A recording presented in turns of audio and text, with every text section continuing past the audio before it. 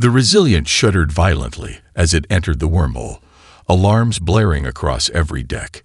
Captain Alina Reyes gripped her command chair, knuckles white, as the view screen displayed impossible colors stretching across the fabric of spacetime.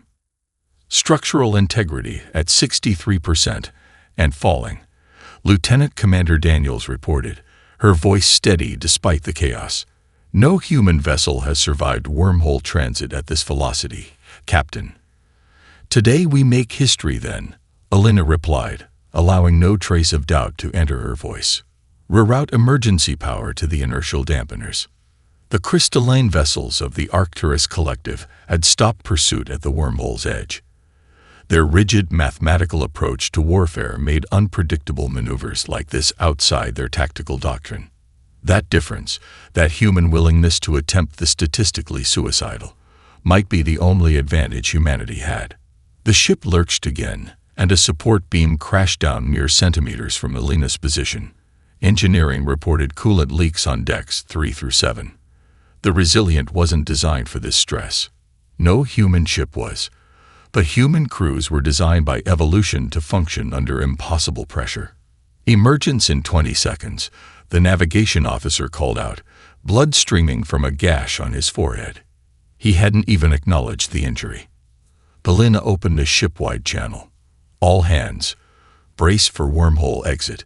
This won't be pretty, but I need everyone alive and functioning. We're the only warning Earth will get. The final seconds of transit felt stretched into infinity. The wormhole's gravitational forces threatened to tear the Resilient apart molecule by molecule. Systems failed across the ship, but humans adapted, compensated, survived. When they emerged, the violent transition to normal space sent half the bridge crew sprawling. Emergency lighting cast everything in a red glow as primary systems recovered. Damage report, Alina ordered, wiping a trickle of blood from her ear. The turbulence had burst her eardrum, but adrenaline kept the pain at bay. Hull breaches sealed on decks 4 and 9. Life support at minimal function. Engines at 30%. Communications array. Commander Daniels paused. Communications heavily damaged but operational for short-range transmissions. Alina nodded. And the diplomatic team. The silence on the bridge answered before anyone spoke. Of the 12-person team sent to establish peaceful contact with the Arcturus Collective, none had survived the initial attack. Ambassador Chen, the linguist Dr. Okafor, the cultural specialist Major Williams, all gone in the first salvo. Plot a course for the nearest human outpost, Alina ordered. Maximum sustainable speed. We need to warn the Council. The tactical officer, his console sparking intermittently, looked up with haunted eyes. Captain, I've analyzed the weapon signatures from the Arcturus vessels. The energy output was restrained. They weren't using their full capabilities. Alina absorbed this information with a chill running down her spine. The attack that had obliterated 3 human ships in seconds had been the equivalent of the Arcturians swatting insects. They underestimated us, she said finally. They expected all our ships to be destroyed in that first volley. Our survival was outside their calculations. She stood, ignoring the pain that flared across her ribs. And that's exactly how we'll beat them. Humanity has survived by doing the unexpected since we climbed down from the trees and walked across the savannah. As the Resilient limped toward the distant human outpost, Alina accessed the cultural data they had received from the Arcturians before the attack. Something had triggered their aggression. Something about humanity had been deemed an unacceptable threat. Understanding that might be the key to survival. The data streamed across her personal display. The Arcturus civilization, a 12,000-year history of methodical expansion, technological perfection, and absolute certainty in their superiority. They had encountered 27 other spacefaring species. None had survived as independent civilizations. Humanity would be different. Alina was certain of it, not because we were stronger or more advanced, but because we were unpredictable in ways the crystalline minds of the Arcturians could never comprehend. She had 6 days before they reached the outpost. 6 days to formulate humanity's first counterstrike against an enemy that considered our extinction a mathematical certainty. The holographic display at the center of the unified Earth defense chamber cast a pale blue glow over the grim faces of humanity's military and scientific leaders. Admiral Graves moved his hand through the projection, expanding the image of Jupiter's turbulent atmosphere. "The storms in the upper atmosphere will mask our heat signatures," he explained. "We position the fleet here, in the shadow of the Galilean moons, and strike when they cross this threshold." General Santos, commander of the Pacific Coalition forces, shook her head. "With all due respect, Admiral, you're suggesting we fight a technologically superior enemy away from our planetary defenses. It's suicide." "Fighting at Earth is suicide," Graves countered. "The Arcturians will glass our planet from orbit without a second thought. At Jupiter, we control the battlefield's conditions." Dr. Wei Chen stood up, her slender frame belying the authority in her voice. She'd barely slept in the 3 days since the Resilience return, analyzing the data Captain Rice had salvaged from the diplomatic exchange. "The Arcturus Collective has conquered every world they've encountered for one reason," she said, manipulating the display to show the molecular structure of the crystalline beings. "They've never needed to adapt.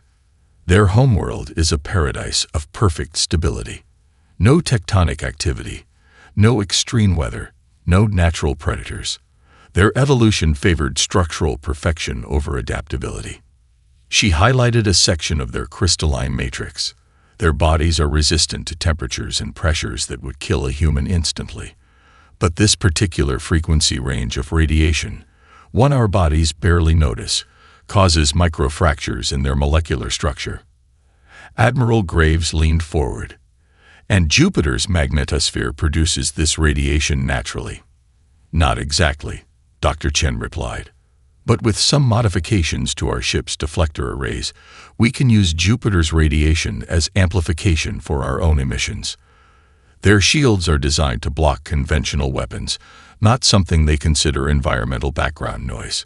Captain Rice, still bearing the injuries from her escape, spoke up from her seat at the far end of the table. "There's something else you should know. The Arcturians attacked us because they're afraid." The room fell silent. "Their cultural database classified our species as an evolutionary anomaly," she continued. "While most intelligent species developed on stable worlds with predictable conditions, we emerged from a planet of constant disasters, predators, and climate shifts.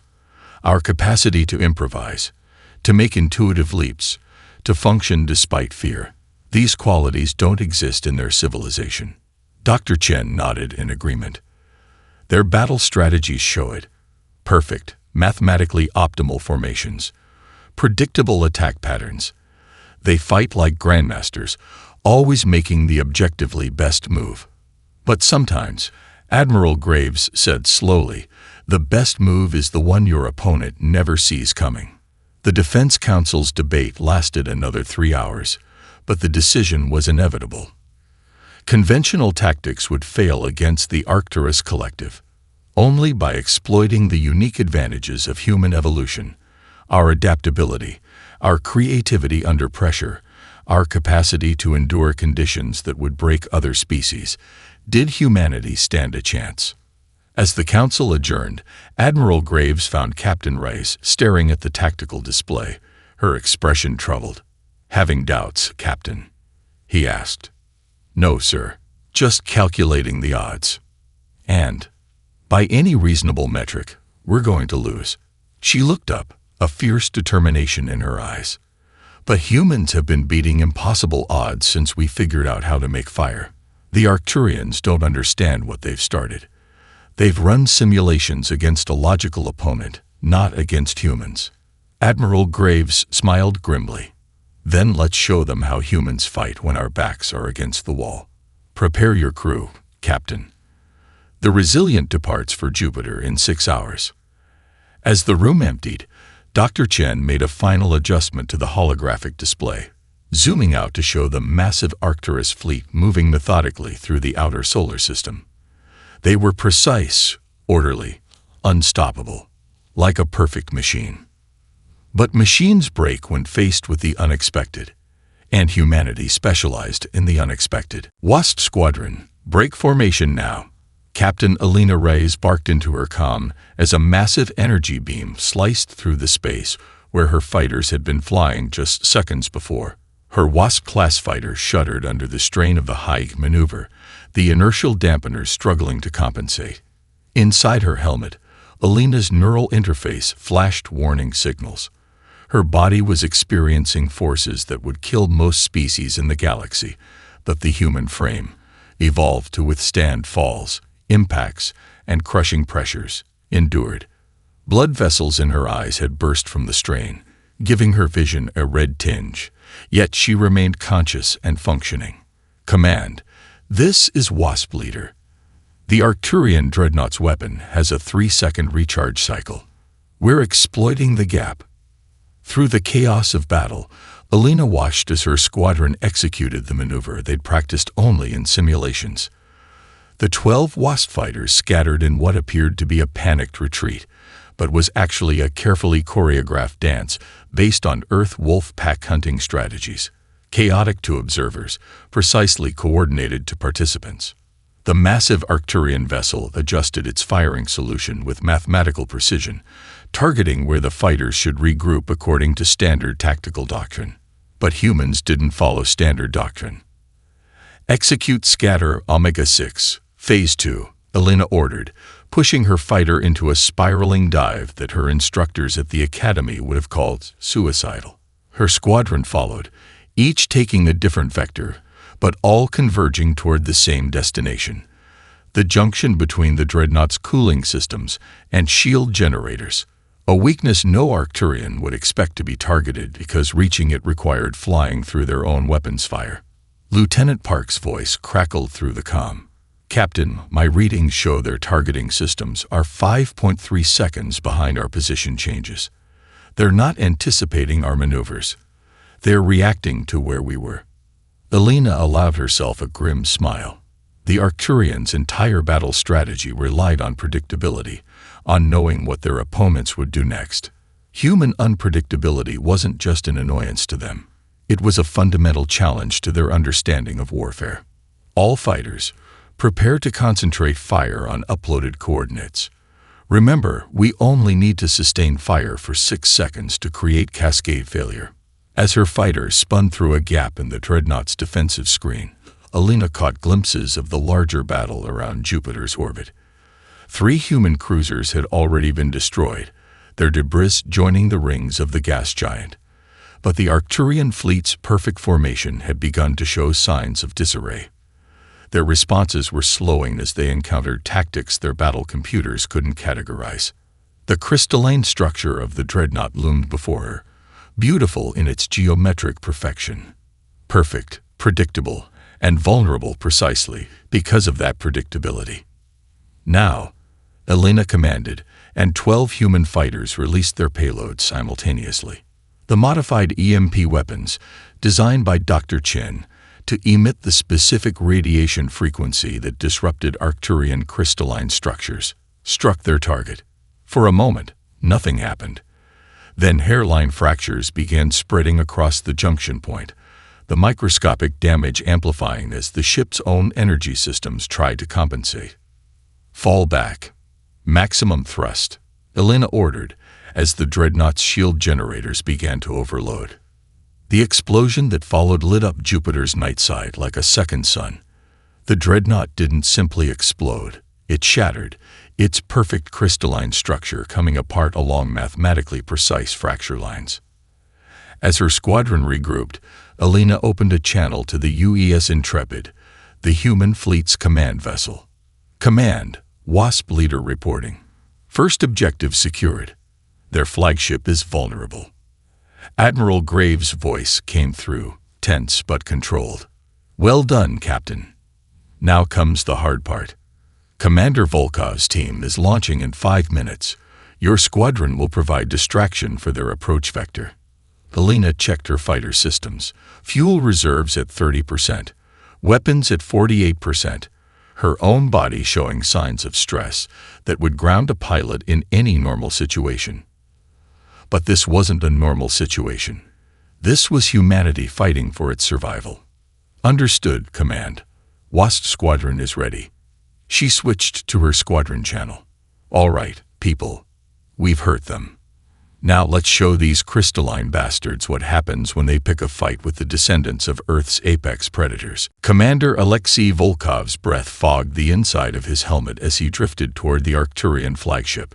The experimental endurance exosuit's life support systems were operating at minimal power to avoid detection, leaving the interior uncomfortably cold. 3 kilometers of open space separated him from his disabled stealth shuttle, and another 2 kilometers lay ahead before he'd reach the massive crystalline vessel. "Status update," came Dr. Chen's voice through his comm. The signal scrambled and bounced through the debris field to avoid Arcturian detection.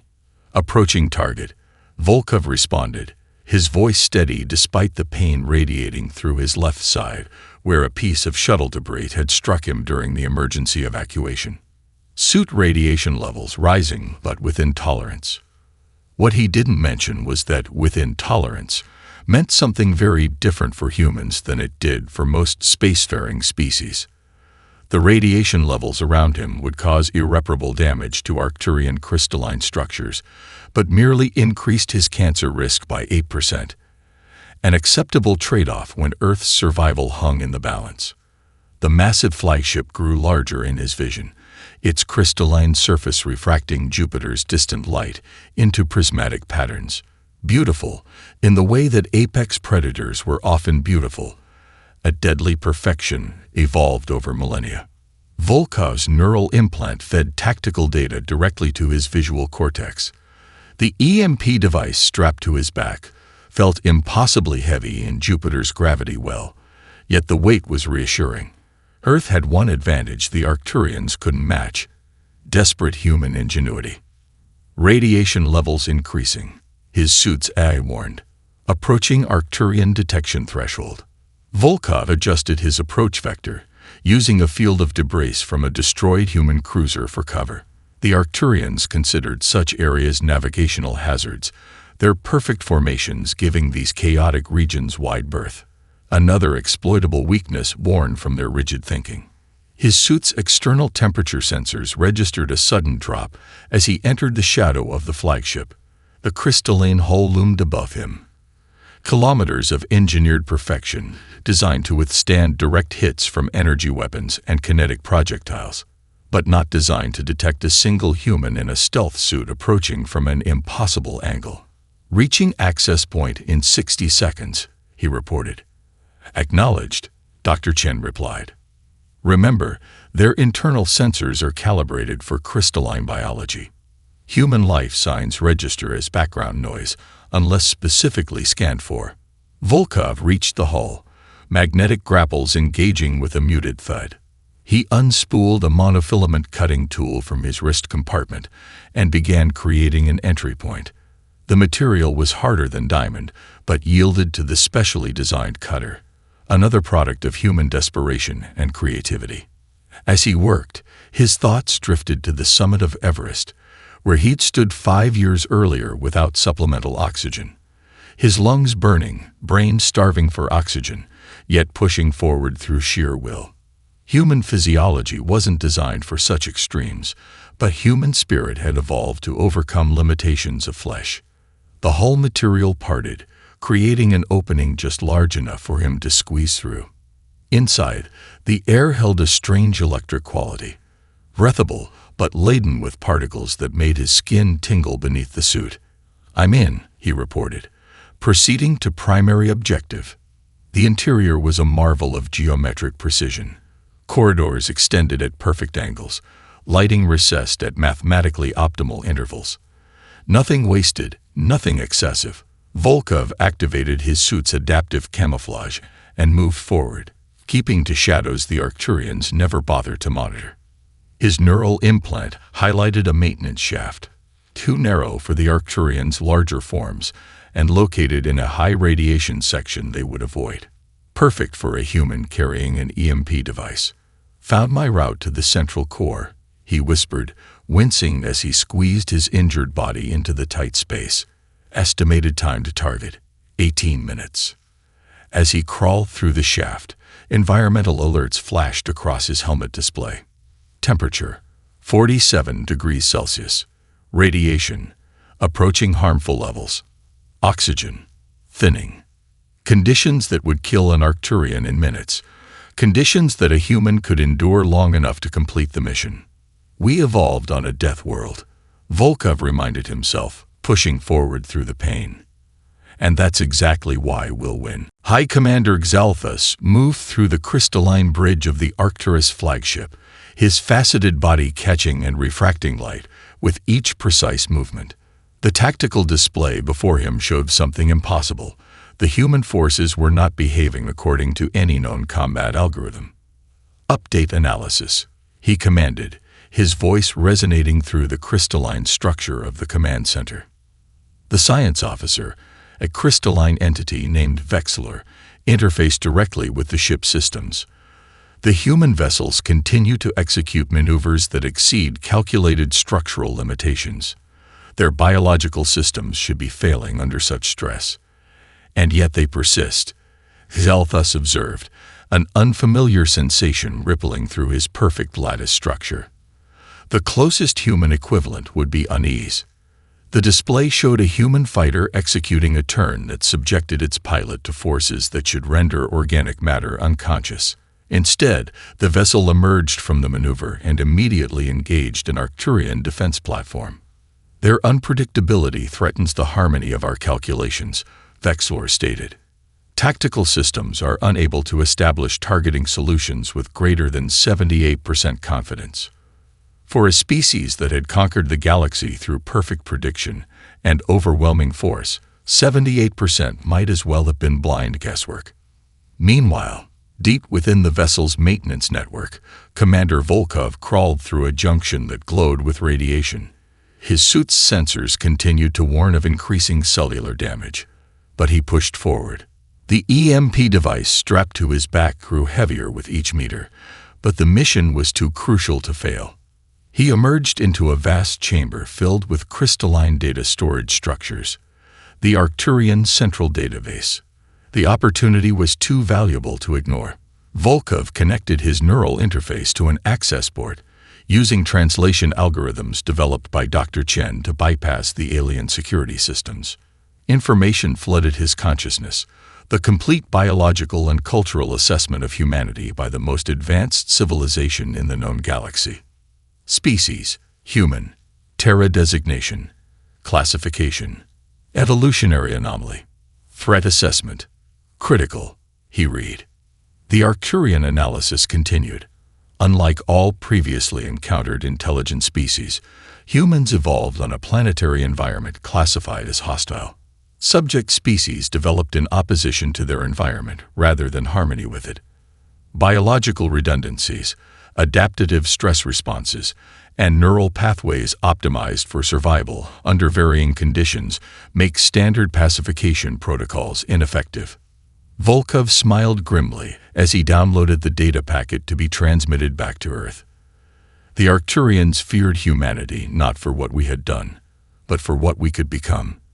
Their simulations predicted human expansion would be unstoppable within 3 centuries, due to our unique adaptability.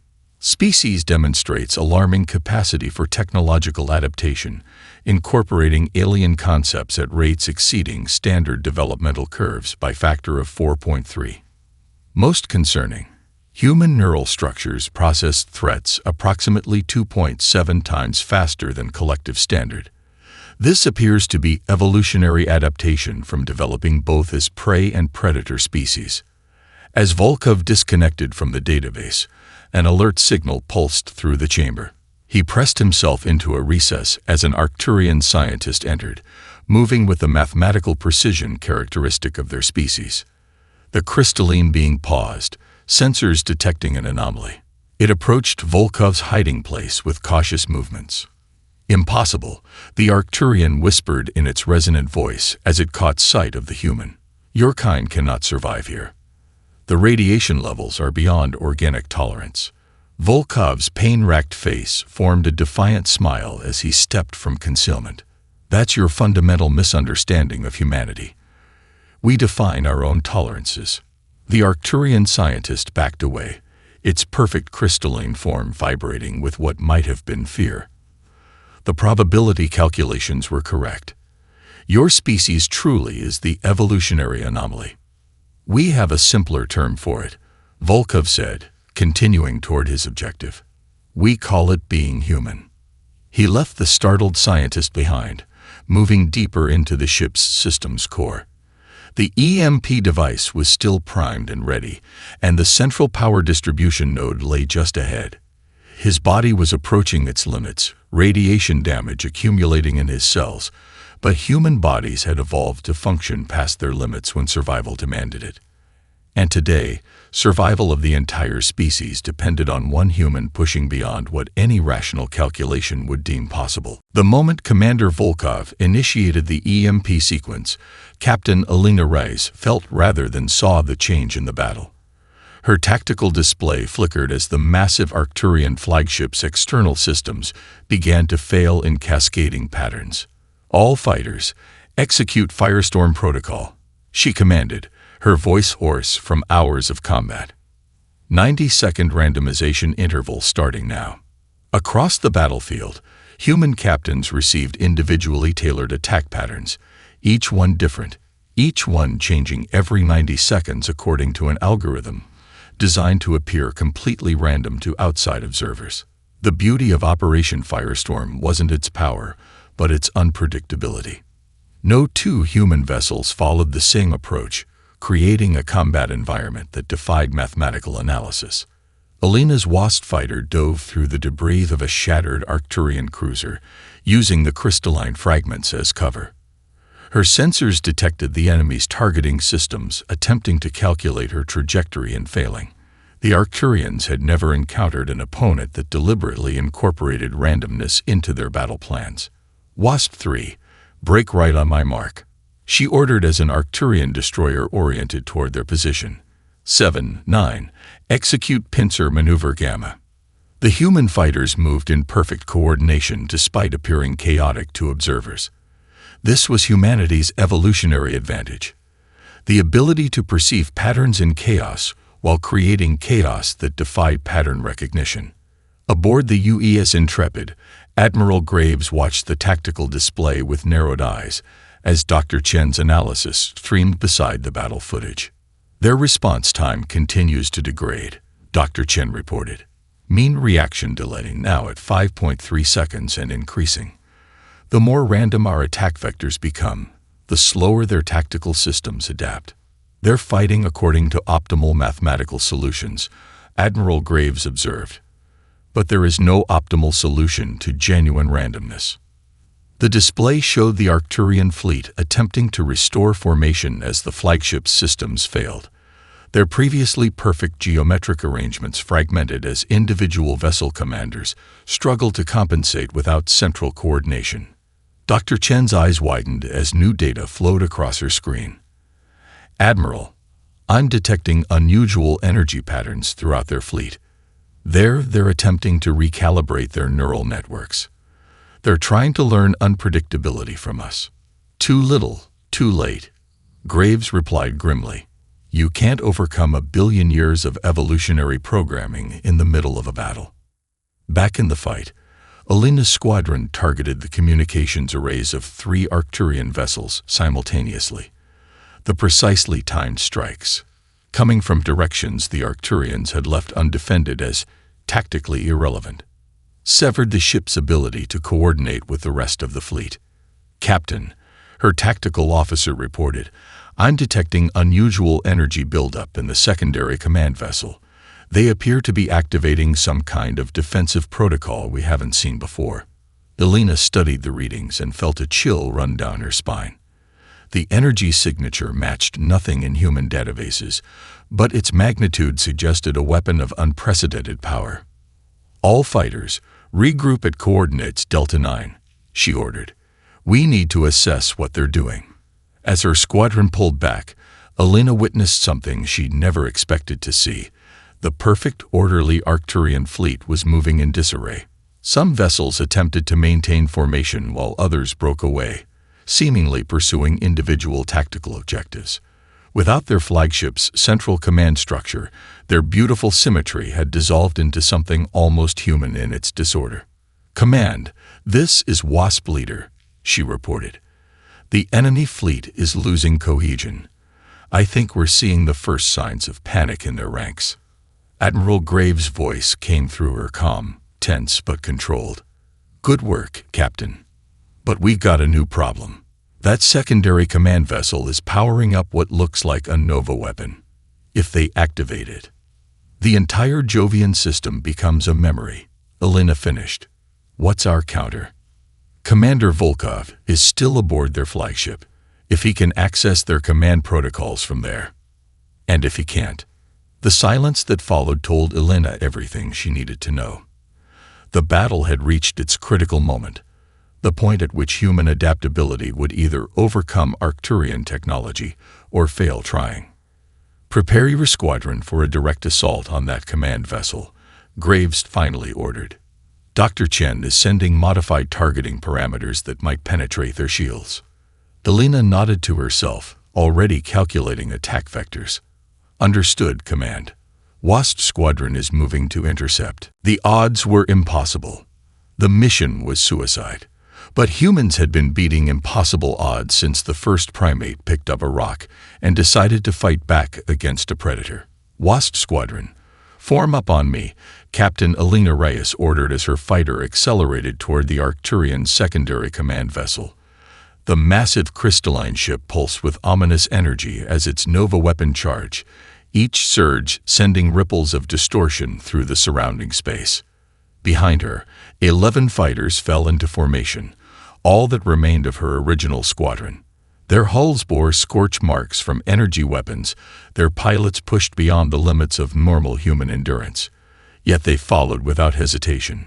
"Command has transmitted the attack vectors," Elena informed her pilots. "Each of us has a different approach. Each of us has exactly one shot at our designated target point." The plan was audacious to the point of insanity.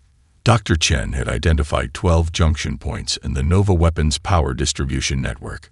If hit simultaneously, the resulting energy cascade might disable the weapon without triggering a catastrophic detonation. "The shield geometry changes every 8 seconds, she continued. "Our approach is timed to exploit a millisecond vulnerability in the pattern. Synchronize your chronometers now." Lieutenant Park's voice crackled through the comm. "Captain, I've analyzed their shield modulation. They're adapting their patterns based on our previous attacks." "They're learning," Elena acknowledged, "but not quickly enough. They're still thinking like Arcturians, looking for the optimal solution rather than the unexpected one." As her squadron accelerated toward the command vessel, Elena opened a private channel to Admiral Graves. "Sir, if this doesn't work—" "It will work, Captain," Graves interrupted. "Because it has to. And because it's exactly the kind of irrational, statistically suicidal maneuver no Arcturian would ever anticipate." Elena allowed herself a grim smile as she adjusted her course. Humanity's greatest strength had always been its ability to attempt the impossible and occasionally succeed through sheer determination. The Arcturian vessel grew larger in her view screen, its crystalline surface reflecting Jupiter's swirling clouds. Defensive fire began to track toward her squadron, but the human fighters executed their chaotic approach vectors, each one different, each one seemingly random. 30 seconds to shield penetration window," Elena announced, her fighter straining as she pushed it beyond design tolerances. Warning lights flashed across her console, but she ignored them. The craft would hold together because it had to. An intercepted Arcturian communication scrolled across her tactical display. "The humans are not following probability matrices. Their actions defy logical analysis." "Damn right we do," Elena muttered as she initiated her final approach sequence. 20 seconds. The Nova weapon's energy signature spiked, the weapon approaching activation threshold. 15 seconds. 2 of her fighters erupted in flames as defensive fire found its mark. The remaining pilots adjusted without orders, maintaining the integrity of the attack. 10 seconds. Alina's neural interface flashed warnings of dangerous Q-forces as she executed a maneuver that should have rendered her unconscious. Human limits weren't just numbers to be calculated. They were challenges to be overcome. 5 seconds. The Arcturian shield pattern began its predicted shift, creating the millisecond vulnerability they needed. Now, Alina commanded, and 9 human fighters fired simultaneously at 9 different points on the massive vessel. For a heartbeat that seemed to stretch into eternity, nothing happened. Then fault lines appeared across the crystalline structure of the command vessel, spreading outward from the impact points. The Nova weapon's energy, suddenly lacking containment, turned inward. All fighters, maximum thrust, get clear. Alina ordered as she yanked her craft into a desperate evasive maneuver. The Arcturian command vessel didn't simply explode. It imploded, collapsing inward as the Nova energy compressed into a singularity that consumed itself in a spectacular flash of light. The shockwave caught Alina's fighter, sending it tumbling end over end, as systems failed across the board. As emergency power restored her comms, Alina heard something she'd never expected. Silence from the Arcturian fleet. The coordinated attack patterns had ceased. The perfect formations had disintegrated. Captain Reyes, Admiral Graves' voice finally broke through. The remaining Arcturian vessels are powering down their weapon systems. I think they're surrendering. Alina stared out her viewport at the scattered Arcturian ships, their crystalline structures still magnificent even in defeat. They had been perfect, unstoppable, technologically superior in every way. But they had never faced humans before. 3 days after the Battle of Jupiter, Captain Alina Reyes stood on the observation deck of the UES Resilient, her uniform freshly pressed despite the fatigue etched into her features. Through the reinforced viewport, the crystalline delegation shuttle approached, its geometric perfection still impressive despite representing a defeated power. "Are you ready for this, Captain?" Admiral Graves asked, standing beside her with his hands clasped behind his back. "As ready as anyone can be to negotiate with an enemy that tried to exterminate us," she replied. "Though I'm still not sure why they requested me specifically." "You impressed them," Graves said simply. "And in their culture, that means something." The delegation arrived with typical Arcturian precision, led by High Commander Xalthus himself. His crystalline form showed stressed fractures from the battle, physical manifestations of defeat that no Arcturian had carried in 12,000 years of conquest. The formal introductions completed, they gathered around a conference table specially designed to accommodate both human and Arcturian physiology. Dr. Chen's translators hummed softly, converting the crystalline resonance of Arcturian speech into human language. "We have conquered 1,000 worlds across 12 galaxies," Xalthus began, his voice carrying harmonics impossible for human vocal cords to produce. "None have ever forced us to retreat." Alina maintained a diplomatic expression, though part of her wanted to smile at the grudging respect in the commander's tone. "The treaty terms are generous," Admiral Graves noted. "More generous than we expected, given the circumstances." High Commander Xalthus' crystalline surface reflected the light in patterns that translated to contemplation in Arcturian body language. "The circumstances are precisely why the terms must be generous," he responded. "Our conflict with your species was based on a fundamental miscalculation." Dr. Chen leaned forward. "What miscalculation was that, Commander?" "We believed technological superiority was the ultimate determinant of species dominance," Xalthus explained. "Our predictive models showed human expansion becoming unstoppable within 3 centuries, not because of your technology, which is primitive by our standards, but because of attributes we cannot quantify or replicate." Alina caught her breath as understanding dawned. "You attacked us preventively." "Yes," the commander acknowledged. "Our simulations predicted that allowing humanity to develop further would result in a force we could not contain. Your adaptability, resilience, and particularly your cognitive approach to problem-solving, represented an existential threat to the collective's order. The Arcturian scientist who had encountered Commander Volkov stepped forward. Your species evolved on a planet that should not have produced sentient life. Constant geological upheaval, climatic shifts, predators, disease. Your entire evolutionary history is a statistical impossibility. We call it Earth, Admiral Graves said with a hint of pride. And yes, it's tried to kill us many times. That is precisely what we fail to understand, Zalthus continued. Our civilization achieved perfection through harmony with our environment. Yours achieved greatness through overcoming adversity. When our perfect weapons met your imperfect but adaptive strategies, we experienced failure for the first time. As they discussed the details of the treaty, Elena reflected on the battle that had changed humanity's place in the galaxy forever. The Arcturians had believed their technology made them invincible. Humans had never believed in invincibility, only in the stubborn refusal to accept defeat. Later, as Admiral Graves signed the treaty with representatives from Earth's unified government, he made a simple statement that would be recorded in history. Humanity doesn't seek to be invincible. We simply refuse to accept that anything is impossible. The words resonated with both humans and Arcturians, though for different reasons. To the crystalline beings, it was a concept alien to their perfect, orderly minds, a paradox they could study but never truly understand. To humans, it was simply a statement of who we had always been, from the first ancestors who looked at fire not as a danger, but as a tool to be mastered. As news of the victory and subsequent treaty reached Earth, scientists already began studying the Arcturian technology shared as part of the agreement.